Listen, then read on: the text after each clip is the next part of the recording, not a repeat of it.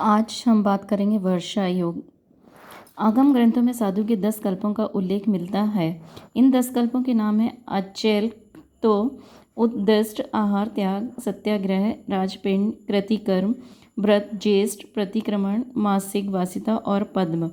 पद्म नामक 10वें स्थिति कल्प में वर्षा योग या चातुर्मास की व्यवस्था समाहित है। वर्षा ऋतु में चारों ओर हरियाली छा जाती है।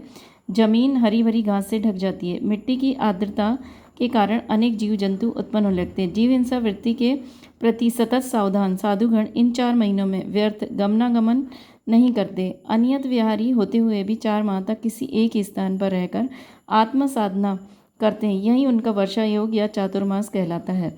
कल्प का अर्थ है या कुशल परिणामेन ब्राह वस्तु प्रतिसेवन सह कल्पः, अर्थात कुशल परिणाम से सावधानी पूर्वक वाह वस्तुओं का जो सेवन किया जाता है उसका नाम कल्प है।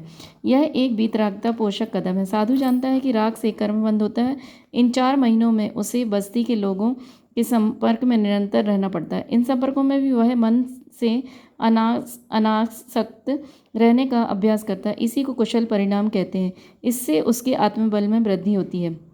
वर्षा योग में जो योग शब्द है वह बड़े मार्के का है। गणित शास्त्र में योग का अर्थ होता है जोड़, 2 + 2 4। धर्मशास्त्र के अनुसार आत्मा का आत्मा से मिलन योग्य कहलाता है। सामान्यतः लोग प्राय शरीर जीवी होते हैं। वे हमेशा शरीर की अपेक्षा से ही सोचते विचारते हैं। उनके चिंतन का रूप है मैं सुखी दुखी, मैं रंग राव, मेरे धन ग्रह गोधन प्रभाव, मेरे सुत नित्य में सबल दीन, बेरूप सुभग मूर्ख प्रवीण, तन उपजत अपनी उपज जान, तन नशद आपको नाश मान, रागादि प्रकट जे दुख देन, तिन ही को सेबत गिनत चेन। आत्मजीवी साधु का चिंतन गृहस्थ से भिन्न होता है। जल पै ज्यों जे तन मेला, मैं भिन्न भिन्न नहीं मेला, त्यों प्रकट जुते धन धामा, क्यों है एक मिल सुतरामा। साधु निरंतर पर पदार्थों से भिन्न अपने आत्मस्वरूप में स्थिर रहने की कोशिश करता रहता है। इस स्थिरता में बाधक तत्व मोह है। उसे जीतने से ही वह निर्मोही कहलाता है। गृहस्थ अपनी मानसिकता दुर्लभता या अज्ञान के कारण मोह का शिकार होता रहता है। हाँ, कोशिश करने पर साधु समागम से उसे मोह को जीतने की प्रेरणा मिलती है।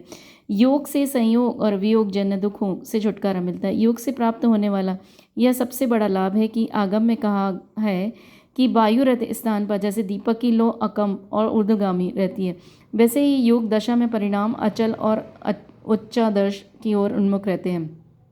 वर्षा योग सदगृहस्थों को धर्म साधना के लिए एक अच्छा अवसर प्रदान करता है। उन्हें साधुओं के प्रवचन सुनने, आहार दान देने, उनकी वैयावृत्ति करने और संयम धारण करने के अनेक प्रेरक क्षण प्राप्त होते हैं। इन क्षणों में उनके पुण्य में वृद्धि होती है तथा पाप भार हल्का होता है। जीवन को संस्कारित करने के लिए वर्षा योग एक वरदान के समान है।